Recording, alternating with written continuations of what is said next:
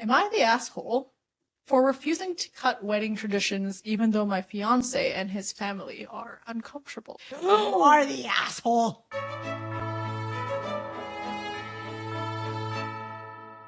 Okay, so am I the asshole for refusing to cut wedding traditions even though my fiancé and his family are uncomfortable? I, 29 female, am Filipino and engaged to my fiancé, 31 male, who is not. When we got engaged, I told him I wanted a Filipino wedding.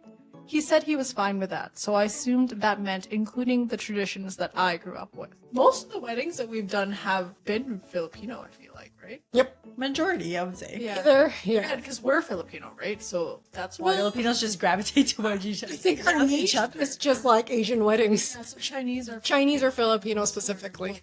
Anyway, yeah, this episode's going to be about Filipino weddings. A little bit of an info dump for you guys about the different traditions and kind of the history of how it started. There's many traditions, and we'll talk about them in a sec. Specifically, I want ninongs and ninangs, the veil and cord ceremony, the coin ceremony, and a money dance. These traditions are important to me and to my family. I don't think that they're unreasonable, and I don't like the idea of removing parts of my culture to make people more comfortable. The problem is that once we started sharing details, his parents had concerns. They asked, why are there so many sponsors? How long is the ceremony going to be? And whether guests would feel pressure during the money dance and that it could be perceived as tacky. His mom suggested cutting the veil and cord ceremony because she thought it would confuse people. I told her that these traditions were non-negotiable for me. I also said that if people didn't understand them, they could just sit and watch. My fiancé has tried to be supportive, but he's also said he feels like he doesn't get a real say in our wedding. He's asked if we could shorten the ceremony, reduce the number of sponsors, or make the money dance less obvious, maybe do it in a quiet corner of the venue or something. I told him that I think compromising too much would kind of defeat the purpose of having a Filipino wedding in the first place. He told me that this is his wedding too, not just mine. I told him that he's still getting everything he wants because normal weddings, where we're from, don't really have these set traditions the way Filipino weddings do.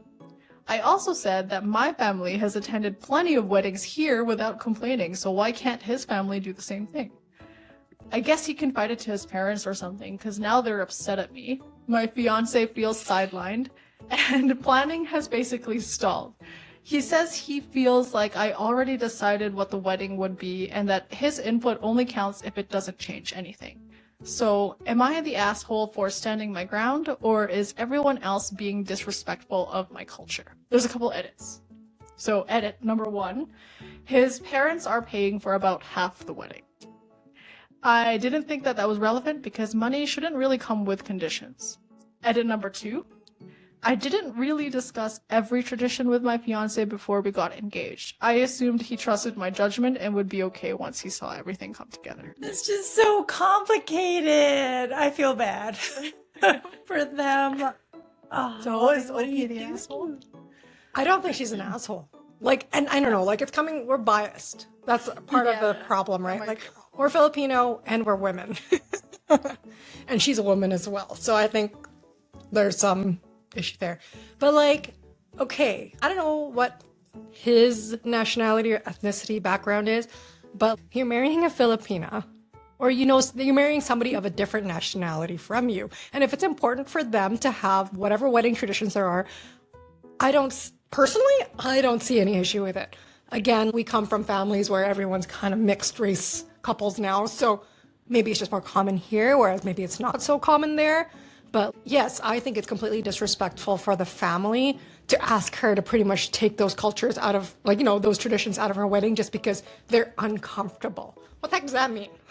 Like, I'm actually mad. And the thing is, too, it's the fact that she asked from the get-go. Like, she asked from the very beginning. I don't know if she asked. She said she wanted one. I don't know. Well, didn't he say yes? She said yes, he's okay to have a Filipino type wedding. And it's almost like, well, if you wanted the details about it and wanted to ask more questions about what isn't a Filipino wedding, then you should have asked, right? Instead of saying an answer yes. Yeah, he said from the get-go, he said he was fine with that, so I assumed that meant including the traditions I grew up with. So there's a lot of There was just a lot of communication. right? Communication could be an issue. Like, I think the issue here is too that the parents are paying for half the wedding. yeah, So the no strings attached, and like again, like I'm sure the fiance probably doesn't care, but now he feels like he has to appease to the parents because they're pretty much paying for the wedding, half the wedding, but still a big, large sum of money, right? But I think the parents, I don't even think it's the husband, but I think the parents are being pretty disrespectful of her culture, to be honest. We are biased because again we're Filipino, right? So these are traditions that we had at our wedding as well, at our weddings. So we might feel a certain way. Maybe it's just because like we have spouses that were just supportive of that right off the get-go that is shocking that somebody would not be. Because again, like you know she's Filipino. Like, what does that mean? Yeah, What do you mean uncomfortable? I'm with the OP here because, like, yeah, I've been to weddings that were not my culture, and I don't care. Like, as It's a guest, beautiful. yeah, it's wonderful to see. It's beautiful. And you learn like different things. different. Yeah, to see the other Like, you traditions. went to somebody else's wedding. Yes, there was another time we went to somebody else's wedding. It was, But it was also I beautiful. blamed Google Maps because the different churches here in Alberta. Anyway, Sidetrack. But yeah, like, I'm kind of with the original poster because, like, what's the issue? I guess maybe like the time. Maybe they do take more time. These traditions. Yeah, like that's like what 10, 20 minutes tops. Maybe 20 minutes, yeah. But like if a normal Western wedding is probably 20 minutes to begin with, so it doubles the time if you want to think of it that way. Right. But at the same time, like people are witnessing this ceremony. Is there a time limit to that? Like I'm not saying you're asking your guest to sit for 2 hours. Yeah. Right? It's just an extra 10, 20 minutes. You're already there. Yeah. So I'm sorry. I feel like I'm mad at you, but I'm not. Well, no, I'm just trying to see from the parents' perspective Like, as well. and what uncomfortable. is it the money dance? Like I know for me, I'm not a fan of it either. Yeah, the money dance. Yeah, we didn't do it for that reason. Yeah, so we'll talk about the money dance. I'll give you guys a little bit of a history of Filipino wedding traditions and customs.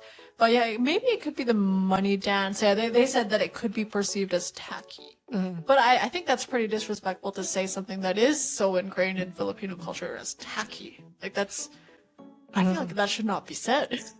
Yeah. Like at the end of the day, like they have to also consider guest experience. Yeah. Right? So, and maybe that's what the parents are worried about.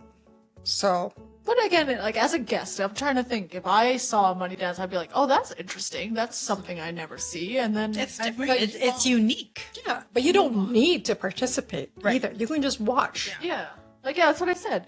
Or this OP said. I also said that if people didn't understand them, they could just sit and watch. Like, there was no, like, expectation that everyone had to participate in the money dance or anything like that. So, do you think OP's the asshole? No, I Do you don't- think the I don't parents think- are? Yes. Well, yeah. Absolutely. Or are there no assholes here? Like, maybe there was, like, a breakdown of communication or something. Like, they just need to... Maybe they don't even understand what these different traditions are. I mean, it could be that too. Like, they just don't understand the symbolism, the meaning, or like what the whole process even entails. Maybe that Yeah. conversation just needs to be had, right? Yeah, so maybe there's like for the Am I the Asshole subreddit, there's options, right? You could say Am I the Asshole, not an asshole, needed information, I think. Or all assholes. There's also that option, like everyone involved in this situation is being an asshole. But I think in this situation it might be one of the no assholes here category. I think It's information. they just need to talk. Yeah, I think they just need to talk about like what each of these customs. Maybe they need this video. Send this video yeah. to talk about what these customs actually entail because it's not anything tacky. Absolutely not. Like it's, yeah, maybe it's just a lack of understanding or communication breakdown. Could be that. It would be interesting to go through something that is very near and dear to our hearts because we are Filipino. So, yeah. Anyway. Filipino. So we're going to start from the very, very beginning of Filipino roots, and that's going to be the indigenous Filipino people. So pre-colonization, the Spaniards, marriage was very community-driven, and typically the entire community would come together to make this wedding happen. Nobody really paid for anything because it was just kind of expected that the community would come together, make all the food, make sure everybody had a good time, and that kind of stuff, which is kind of, I think it's actually something that's coming back in 2026, community-driven weddings, at least from what I've seen in Reddit posts and TikToks and stuff. There's this concept of like free weddings. I don't know, have you guys heard about that? So some people are trying to plan weddings where their community, their village, comes together and provides everything for the couple. So food is like potluck. Yeah. Their cousin might play some Spotify on their phone or something like that, and the couple doesn't actually pay anything because everybody volunteers to have this community wedding. That's really nice. Really sweet. It is. It's sweet if it's done right. Oh, It's well-meaning. Yeah. I think it's sweet if it's done right. But anyway, for the indigenous Filipino people, that was what weddings were. Right? It's very community driven, and oftentimes, like Game of Thrones style, I guess there were also like alliances with different tribes and that kind of stuff. So wedding was like a business transaction, kind of, right? It's Arranged? not necessarily romance, like what we believe weddings to be now. And in indigenous Filipino weddings, elders held a very special role, as they still do, I think, in modern Filipino weddings now. And maybe this is where it came from. And prior to colonization, Filipinos were not Catholic yet, so these weddings were typically officiated with babaylans. I don't know if you've heard. I might be Like saying priest, that- priestess. yeah, like shamans, priests, wise men. yeah, like kind of like the wise people of the tribe. And actually, they lasted multiple days as well. So they weren't just like the 1 12-hour day ordeal that we are. Not ordeal. Not an ordeal, sorry. Tell me how you really feel. No. It wasn't just the 12-hour day. Like, oftentimes it was multiple days, starting typically with the Pamamanhikan. Yeah, I've heard of that. We'll talk. I mean, I'm probably butchering these. I'm very sorry. Say it again? Born in Isn't it the Philippines, Pamamanhikan or Pamaman? Pamaman. Oh, it's two mama. Mama. Yeah, Pamaman. Pamanma. So yeah, these are often multi-day things, like not just the one day, which was really cool. And some of the traditions that I was able to find on the internet included things like community feasting, which is food, very important. But also interesting ones like rice rituals. So the couple would join hands in like raw rice, and that would signify or symbolize like abundance in their life or prosperity, that kind of stuff. And I thought that was really cute. And I'm like, I don't ever see that. Like I've seen like people pouring sand or stuff like Hand that. fasting. Yeah. Hand fasting, yeah, I guess, but they just did it on rice.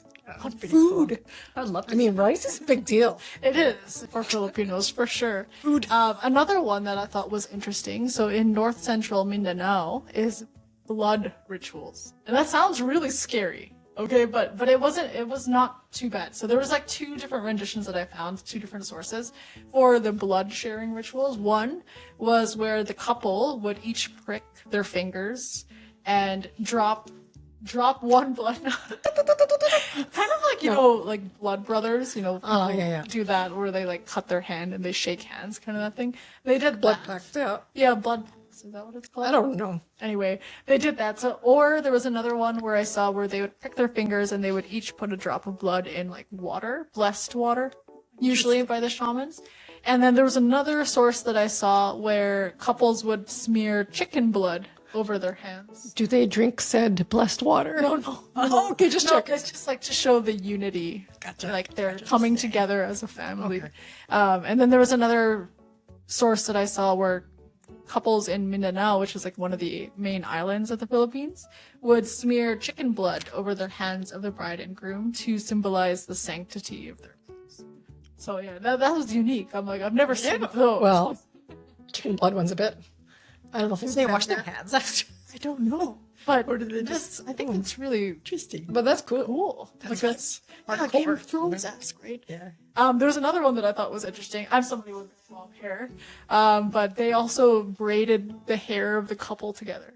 So I guess it was like like an avatar. Where they have their connection. You plug in. Yeah, pretty much. Like they braided the couple's hair together. So it was kind of like where people think that the veil ceremony kind of started.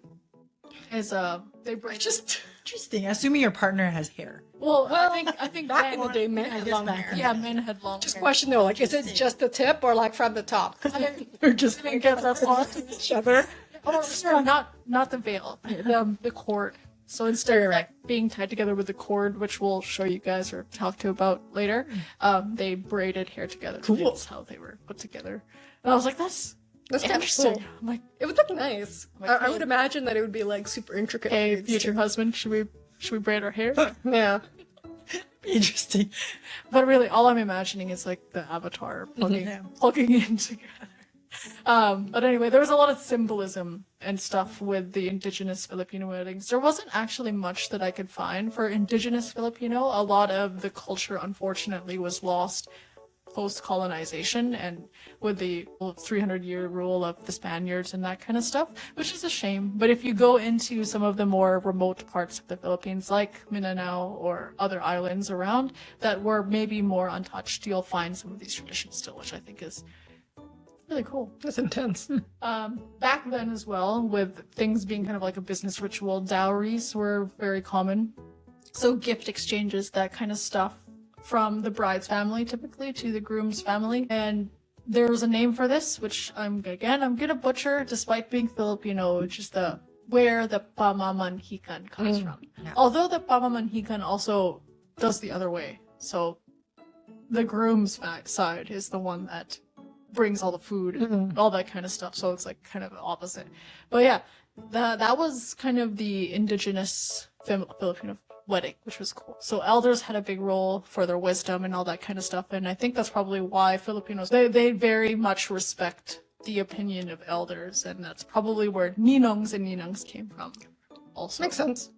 But going down the timeline, so this was like pre-colonization. The Philippines was colonized by the Spaniards in the year 1565. Okay, so we've jumped quite ahead now. And they were colonized by the Spaniards for 300 years. And with the arrival of the Spaniards was Catholicism, right? So they were basically evangelized, and those customs kind of got lost. Like maybe some of them kind of stayed, but now instead of getting married outdoors or wherever it was the shamans officiated, the Spanish pretty much made any wedding in the church. Right, so Filipinos were expected, and they were only considered legally married if it happened in the church. Weddings became more of a religious sacrament under the authority of the Catholic Church, so it had to be done by a Catholic priest in a Catholic church. That was required for it to be considered valid under colonial law. But despite the colonization, some of those indigenous traditions still kind of prevailed, I guess. Like the Pamamanhikan, like the ninongs, the priority for elders, and that kind of stuff. And it's still kind of community-based, I think. Today, more than 80% of Filipinos still identify as Catholic, so it's a very lasting effect of that colonizations. And a lot of Filipinos see church weddings as more legitimate than civil weddings, more legitimate, more sacred, more honorable, all that kind of stuff. So there's a lot of expectations for Filipinos as well, and because of this, from where this started. So there are a lot of families that pressure couples to marry in the church to uphold these kind of traditions and faith. It's interesting because that's not even what it was. It didn't start that way. It wasn't like that. Yeah, It is quite culturally, we were just brainwashed into thinking that the church is what matters the most, right? But, yeah. I mean, again, like, if you want to get married at church, by all means, but remember the roots. Remember what's meaningful and that kind of stuff. Moving on from the Spanish colonization, so that's pretty much prevailed up until this day, right? But now we're this globalization, so we're starting to see things like American traditions or North American traditions, white wedding dresses instead. Before it used to be kind of like, and we'll talk about this a little bit later, more of the traditional attire for Filipinos, and we'll talk more about that in a bit. But now instead people are wearing the white dresses that you see in North America. There are bridal parties. So there never used to be bridal parties actually for Filipino weddings. It was only ninongs and ninangs. And now there are receptions. Before it was mainly about the ceremony. Now they're incorporating things like receptions, which is interesting. And then now instead of being community based, it's more shifting towards the couple. The couple is responsible for all of these instead of the community coming together and throwing a party for these people. But yeah, so like the traditions are kind of changing with the globalization and seeing Makes sense. all the different kinds of weddings around the world. But I wanted to take a little bit of time to tell you guys about the different kinds of wedding traditions as well. So the Pamamanhikan, what do you know about it? So it's pretty much you just bring like food, flowers, whatever to the other family to just kind of show them that you can provide Yeah. for your It's like a symbolism type thing, another right? symbolism. So, yeah. It's like what you do right before you like propose. Generally speaking, I think it's, if I remember correctly, it's you do this before you actually make your proposal to your partner because you're asking for that person's hand in that event. You're basically showing off. Yeah, like, oh, look at how much I can feed her. What you've got. Yeah, it's like your at how many daughter flowers she's will gonna be get. provided for the rest of her days, basically. So it's just like a really extravagant I really like it though. display of the groom's willingness to provide, I guess. Okay, wait, let me rephrase. I really like it because in most cases, in the olden days, it was always the woman's dowry, right? Yeah. Like, it's always, what can I sell my daughter to you for? Or whatever it is, right? Like, in this case, it's actually how I think it should be intended and has nature as intended. It's like kind of like the peacock, right? The male peacock puts on his display to find their mate. And in this way, it's kind of the same thing. very similar. Yeah. So, Yeah. I don't know what I'm saying. Like, we should be like the wild animals. Talking.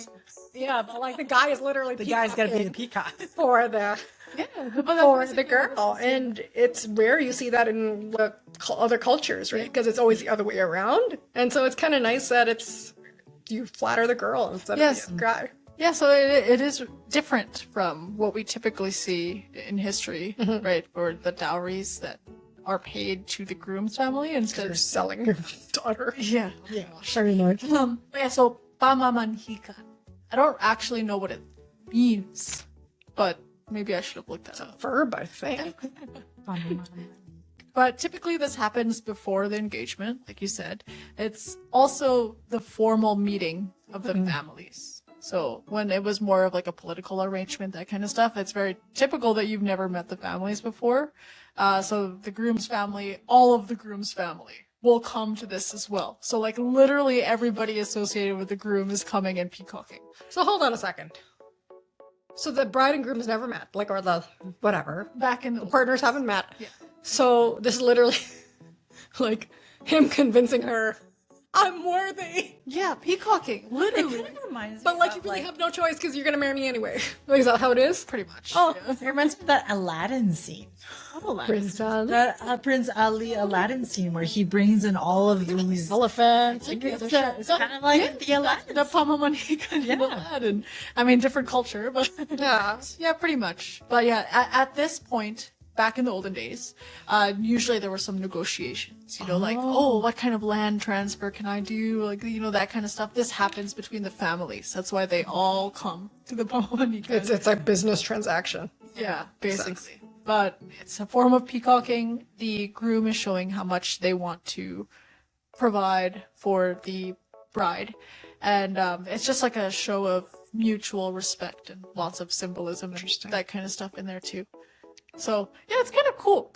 It's cool, but also kind of sucky because at the end of the day, the bride and groom don't really get to choose each other. True. It's just business transaction. But it has been adapted now for modern couples. So now for modern couples, usually this happens maybe a couple months before you're already engaged. First of all, it already happens when you're engaged. And typically the families have already met prior to this. So it's like, it's been a bit adapted. different. Also, like in Canada, so like cultures are different versus what's Now, if you're planning a Pamamanhikan, usually it happens a couple months before the wedding, but some people actually loop it in to right before the wedding. But it's just a lot, right? It's a lot. Remember, it's a lot too. A lot of events to do.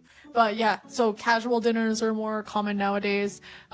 Even sometimes like Zoom or FaceTime because family might be in the Philippines or something like that, right? So it's different nowadays, and we have technology. So we could do different things. But typically the number one most central thing to Pamamanhikans is food. Food. not surprising. Yeah. So the groom is expected to bring, To provide. how to say it? like delicious, Pansit. hearty food. Made by him? And gifts. No, not made. Not necessarily God. made by him. But, You don't, well, I mean, you don't know. Look at that. but yeah, so that's the Pamamanhikan, which is cool. And it's something that kind of still prevails to this day despite the colonization. So I think that's nice.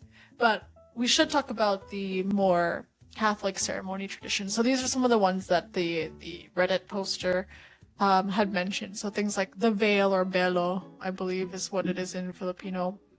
But usually this veil it's kind of looped into the Catholic ceremony. So if you've ever been to a Catholic wedding, usually there's a whole mass and then there's the marital rites that are performed by the Catholic priest that happens. And the veil, the cord, these kinds of things are kind of just worked into the ceremony as well. And they all symbolize something. Yeah, they all symbolize something. So usually the veil is made of lace.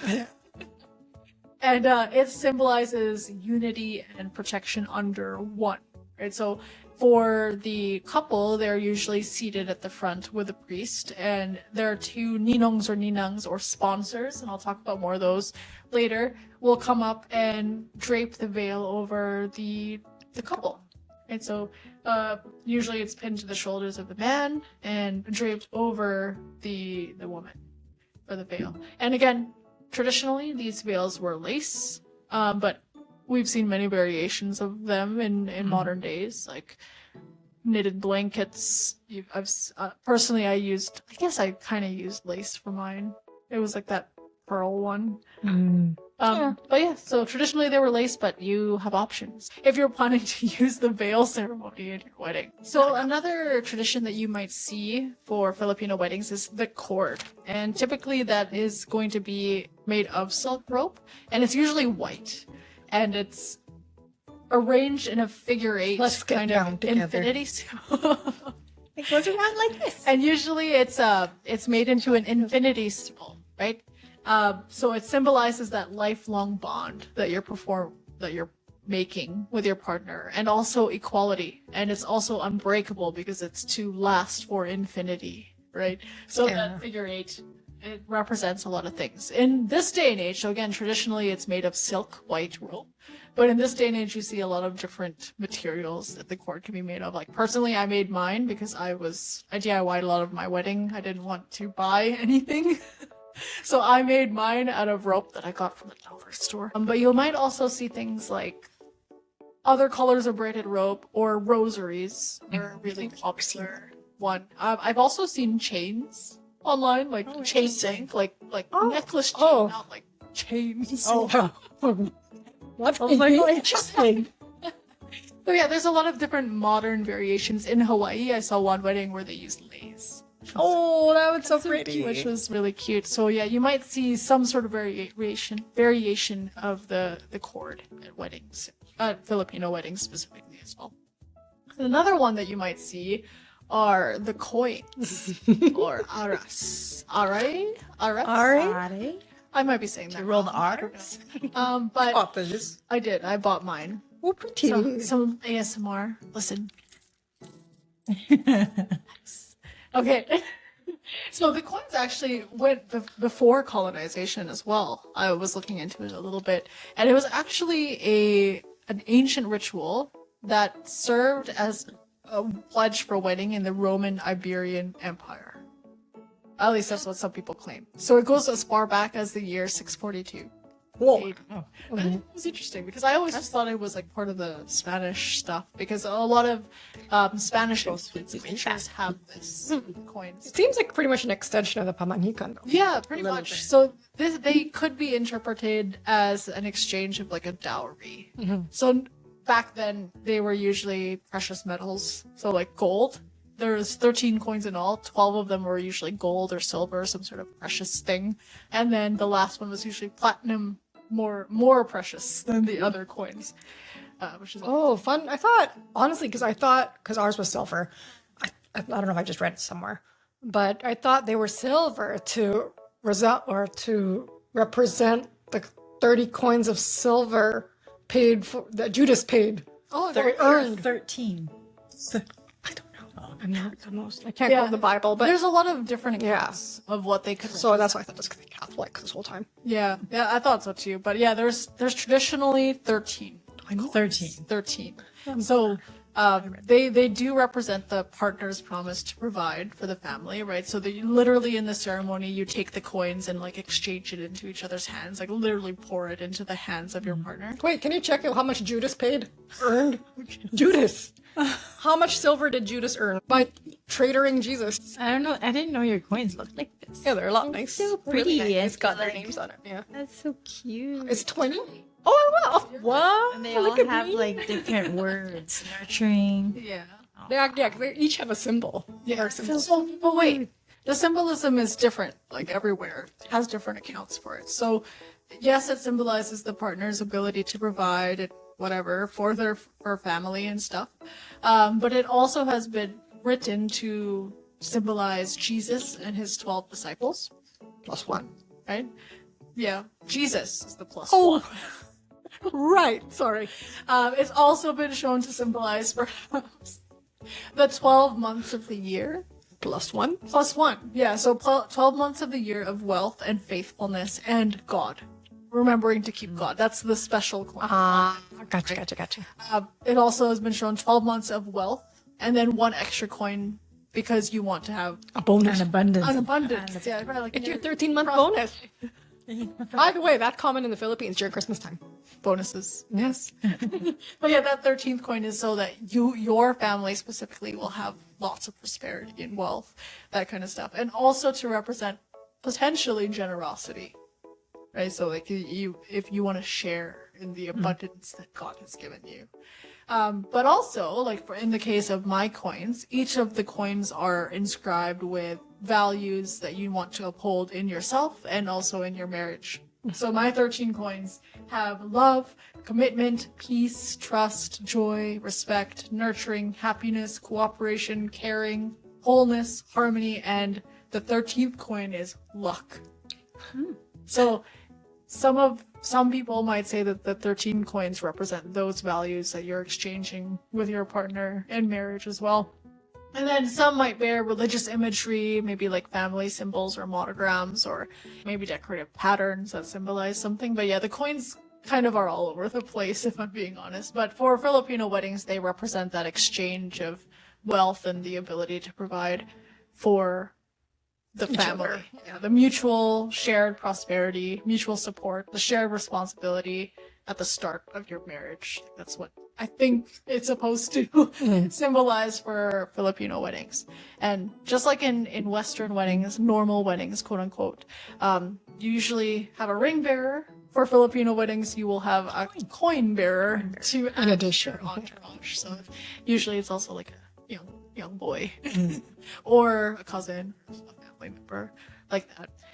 Coins are not actually exclusive to Filipino weddings. You might see them in other cultures, like Greek Orthodox weddings, for example, have coins too, but they don't have the exchange of coins. They just add coins to the altar for the same symbolism of wealth and prosperity. And in Chinese weddings, like the exchange of the red envelopes. So in weddings, money is often exchanged, it seems, and it's a shared thing among many different cultures. I personally, for our coin ceremony that we had at our wedding, I did do away with the provider symbolism. I don't agree with that. I feel like in this day and age, both partners bring something to the table. So the wording I actually changed for it. I didn't want, because traditionally the wording for the groom or the husband was like, I'm gonna provide for you and give you all of these things. But for my wedding, personally, I changed that because I was like, I provide too. That's a fair point. Yeah. So anyway, you can change your. And that's okay. Yeah, Make it your own. Yeah, clearly these traditions have changed over the years, so why can't you change it to make it work? Make it your own. Yep. But yeah, anyway, so coins are another big one that you might see in Filipino weddings, which I think is one of the things that the OP wanted as well. So coins, veil, and cord. So yeah, it really wasn't that. Yeah, it wasn't really that unreasonable. And I don't think it's going to take that long of a time in the ceremony. I swear it's like 10, 15 minutes. 15 minutes or something. Yeah. 20 if you're real slow. I don't know. Another one that you might see are candles. So I think all three of us had candles at our weddings. Yeah. Unity candles. But that's a common, like, Western thing. Yeah, it could be a common Western one too. So it's maybe not that surprising, but typically you'll have your ninongs and ninangs. Two elders that you highly respect will light or like give you the light. Is that what it is? Like, they light... Have a lit candle. They have a lit candle. They're passing on the wisdom. Yeah. And so they'll light your taper candles, and then you and your partner will subsequently light a bigger Together. If you are a video watcher, I have some of these items on the table from my own wedding, and mine are not traditional. They are not the ones that you might typically see. So like the Unity candle, I think typically is a white candle, and it usually has religious imagery on it, like the cross, things like that. But mine is just a carved candle that I thought was really pretty, and I DIY'd it with some gold foil. Anyway, that's besides the point. But yeah, so candles, although you might see them in Western weddings, are a very common thing that you might see included in Filipino weddings. Other forms of symbolism for the candles: two lives coming together in one, God's presence as light, the light and guidance from your ninong or ninang, and also kind of the family support kind of thing. They lit your candles. It takes a village kind of mentality is in there as well. So yeah, candles. Speaking about ninong and ninangs, what that means is godmothers or godfathers. And these people are selected by the couple specifically because they are their lifelong mentors, I would say. Right, so again, if you want to look back at the indigenous roots of Filipino customs, these are the elders that were involved in the wedding and all of that kind of stuff. And they are supposed to be more than just the witnesses to your wedding. They're meant to be your mentors for anything that might come up for your wedding. So they look up to them in some way, whether it's married life or something else. And choosing your sponsors is actually, before it used to be a bigger deal because these sponsors did help you pay for your wedding. Oh, that's what they're called, sponsors? They're called sponsors, right? They sponsored your wedding. I thought... helping to pay. So like there's a lot of, I found a lot of Reddit posts with like people like, I chose my sponsor because they're rich, but then they didn't give any money. Oh my god. So there can be, okay, choosing your sponsors before used to matter more. Now it's more of like how close you are, the symbolism behind who you're choosing, right? They could also potentially play like a role in the veil ceremony, core ceremony, or maybe they are your coin bearers. I don't know. Whatever you want to do, you have full freedom for your own wedding. Do you think that the ninong and ninang should be chosen out of respect or actual mentorship potential? I feel like if you respect them, they will have that mentorship material already, no? Yeah, I would say so. But I mean, like, I'm Kind of like an obligation. Yeah. Oh, it's like an that's your aunt, so you have to have them as your ninong or ninang. I think you should choose your sponsors if they have that mentorship potential. So you're saying not out of respect? It doesn't have to be my auntie necessarily, you know? Yeah. But for me, I kind of did both because the people that I did respect, like for my wedding, I did look up to them. Yeah. Right? So, Yeah. If you're in an intercultural marriage, do you choose any ninongs or ninangs from the other side? I feel like I did. I think I did as well. I feel like I did. Yeah. And that's okay, right? You can choose from either side to get also your partner's family members or whoever it is involved too. Yeah. You might have to explain what it means, though. Yeah, we had to explain it to them. We're like, you don't actually have to pay for anything. You're not the sponsor. It's called primary sponsor. I know, right? Sounds like like you need to put their names on a booklet to say that they paid X amount of dollars. The Filipino entourage is very large, typically. If you were asked to be a sponsor, we're not at that age yet. We're not that old. If you were asked to be a sponsor, can you say no? I mean, well, why? Okay, like, you literally just walk down the aisle. Yeah, nowadays you just walk down the aisle. But Because why would you say no? I guess is my question. If it's because the couple needs mentorship down the road and you can't provide it, is that why? maybe I don't. or maybe you just don't like the couple. That's weird then. Then I guess you'll have to say no. Yeah. Because why hide those true feelings, right? And if the couple really looks up to you and asks you a question like that, That's something's not there's, I don't I'll know. find some drama for you guys. To no freaking way. What? Yeah, why would you say no? Unless you... I just So straightforward to me. that But question just came up in my head. So Would you say no? maybe one day if we get asked. I mean, again, we're not at that age because usually It's ninongs are much quite a older. bit older, like Yeah. your aunts and uncles or your parents' generation. I guess if you want to think about that. So yeah, ninongs and ninangs, back in the day were called primary sponsors because they actually helped you pay for your wedding. Nowadays, it's more of a symbolic "I respect you" kind of thing. Okay. So next thing I want to talk about was attire. So for Filipino weddings, you might notice that they're wearing not the typical suit and tux kind of combination, or even like regular quote unquote dresses either. You might see barong, is what they're called for men. It's also rooted in the colonization in Spanish colony. It was the uniform of the Filipino people, and the barong Tagalog is a sheer fabric over an undershirt. And usually there's like beautiful embroidery or something like that on it. But the roots of it, at least from what I've read before, is that it was sheer so that the Spaniards who were colonizing Filipinos could see if they were hiding weapons. So for women, what they wear typically is called the Filipiniana. And so you might see some of the inspired outfits. butterfly sleeves. Pretty. Yeah, I may. If you're an audio listener, I'm sorry, I'm like making gestures, but basically they're not long sleeves, like puff sleeves. Like shoulder puffs. Yeah. Yeah, they're really pretty. So those are typically what you would see Filipinos wear in their weddings, is the barong Tagalog and the Filipiniana.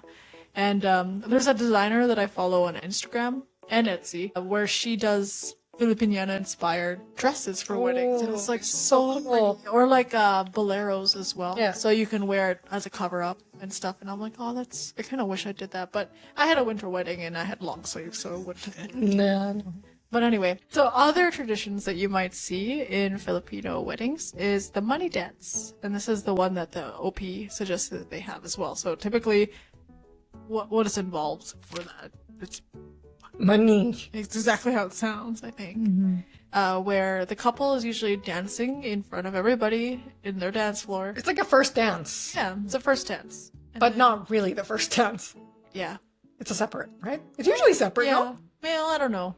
Depends. It depends. It's however you want to do it, if you want to do the money dance. But basically, everybody is provided with pins. And back when money was paper, this was a little bit easier. But you would literally pin money to the couple. We've seen money dances done, and it's really cool. Some people make really crazy origami Yeah. kind of. Yeah, that was pretty cool. Hats, and hats and capes, that kind of stuff. And yeah, so basically, it's just another way that you can provide for the couple. Yeah. Like the community comes together and pins money onto the couple, and then that's supposed to help them in the next step of their journey. So for the OP, I personally didn't do a money dance for my wedding. You guys didn't either, I don't think. And so the OP was concerned, or the future in-laws of the OP was concerned that it could be considered tacky. I I suppose. could see that. Yeah. Yeah, like I can see their point of view. You know, the guests are already coming and bringing another gift and that kind of stuff. But it's the culture. Like it's not meant to be tacky or anything like that. And it's not. It's a really beautiful tradition And as well. it goes back down to they're not obligated to participate, right? Yeah. Like, And you can watch. yeah, like the Filipino side will love to play. Like, Oh yeah. they get competitive. Oh yeah. Right? Yes. Like, who's got the best artwork, pretty much. Yeah, Who's the got all biggest bill. the biggest bill, 50s, 100s, whatever you put on them, right? Some can get like capes. It's crazy. Yeah. So it's like a fun thing, but also obviously the money you're giving them is just in addition to whatever your gift is. Yeah. Or if you want, I think that generally speaking, most couples don't expect gifts, right? So if that is your gift, then that is your gift as well. Yeah. But no obligation either way. Yeah, money dance. You might see that at the receptions of Filipino weddings. Other things that maybe you guys didn't know is Filipino weddings traditionally were very large. again, community centric. We had smaller ones, but usually they were large and they were open. How large are we invitations. talking? Like, Like Open anyone invitations. can That's because they're part of the same community. Everyone is welcome. Everyone can come. oh wow. Filipinos are some of the most welcoming people that you can. Maybe we're biased again, but they are some of the most welcoming people. If you ever travel to the Philippines, for example, they're very friendly. They're known to be a very friendly people. So weddings were open invitations. Anyone can come. I didn't know that. That's typically not the case now, and you don't have to do that if you're No. Filipino wedding. Food is a very big thing in Filipino, not just weddings, but anything Filipino. Food is very big for us. So feeding everyone really matters. So if you have a Filipino partner and you're getting married, food is your number one priority of the family. As it was in my wedding. it's ours. Yeah. It's the big thing. Yeah. Yeah, it matters. We wanted to make sure that our guests were well fed, so we chose buffets. We eat a lot. Also at Filipino weddings, and maybe this is just like our personal experience, we find that speeches and, dances and surprises are a big thing as well, because it's just like another cheery way to celebrate. So you might see that also. Yeah.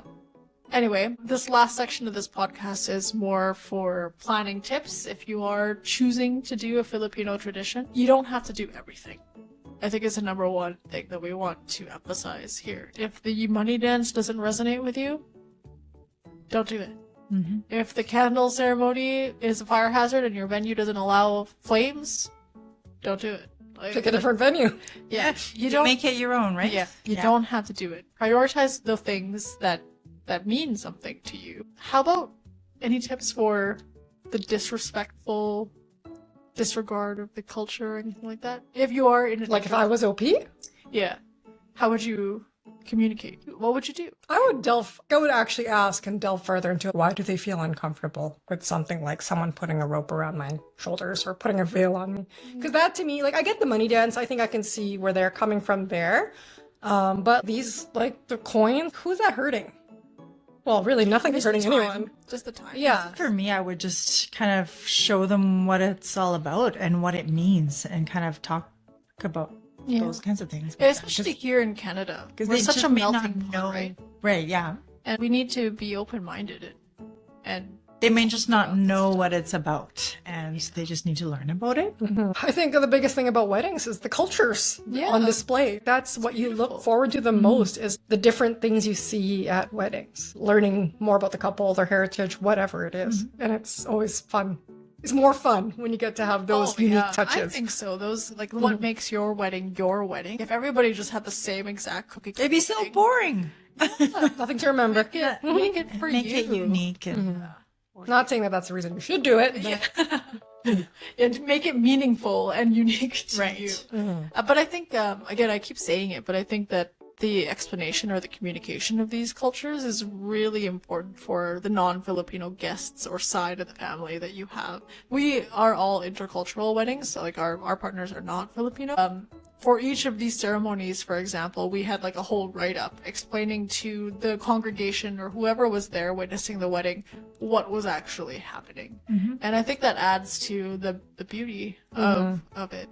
And if you don't want to say it out loud, maybe you want to include like notes in the program. People could read it, or your MC can explain it briefly. Anything like that might be a good idea to integrate into your wedding as well. If you are in a blended wedding. Some other tips that I think are useful for planning a wedding like this, a cultural wedding, is picking venues or vendors that are familiar with this culture. Right. So we mentioned earlier that most of our weddings have been Chinese or Filipino because that's our family and we are very familiar with it. If you can find a church that's already done Filipino ceremonies, they already know how to integrate the cord and the veil, perfect. If you can find coordinators that understand that, great. They know the timing of everything and stuff like that. If you can find a dress vendor that has Filipinianas, great. Like, find someone that's familiar with the culture. Circling back to OP's post, if you want to adapt any of these traditions, we just went through a whole hour podcast or hour recording session about how these traditions have changed over time. There's no problem if you decide to change or adapt something to work for you. You know, if you want to do only the symbolic stuff, if you want to have a shortened ceremony, that's fine. If you want to use inclusive language, that's great too. Make it work for your wedding. Okay? One of the most common pitfalls, at least I've fallen into as well, is feeling that obligation to please everyone. That isn't necessarily going to be possible. Okay, so just make sure that when you're planning with your partner, you guys are happy with the decision that you make, because ultimately, It's your wedding. it's your wedding. That should be our motto. It's your wedding. It It's is. your wedding. Yeah. Well, yeah. So just some reflections, I guess, over the course of this podcast. Traditions change over time. That's why don't worry about having a timeless wedding. Don't worry about changing something to adapt and fits with you. That's the beauty of your wedding. It's yours. Filipino weddings specifically, which is what we've been talking about, they were centered around community and family. Eventually they became centered around faith, but it's really just a beautiful tradition. Remember that traditions are supposed to support or enhance your wedding. Don't stress about them too much. Don't let other people pressure you into doing something that you don't want. If you're planning a Filipino wedding, reflect on which ones are meaningful to you. You don't have to do everything to have a real Filipino wedding. By virtue of being Filipino, you're having a Filipino wedding, so that's okay. You're allowed to adapt them, to reword them, shorten them, or even just not do any of them if you don't want to. We'd love to hear your thoughts about different cultural weddings that you've been to, maybe ones that you want me to do a deep dive on. I love researching this kind of stuff. Don't forget to like, comment, subscribe if you like this content. We, again, are planning to release episodes every week on Sundays, but can't promise that all the time because life. But we're gonna try. We're gonna try really hard. And if you have any questions or comments or want to tell us any stories, please email us if you want any advice or anything like that. And yeah. So thank you for tuning in this week, and see you next time. Bye. Babble, babble, babble, babble, babble, babble, babble, Maybe babble. I'll use Come, King. Filipino.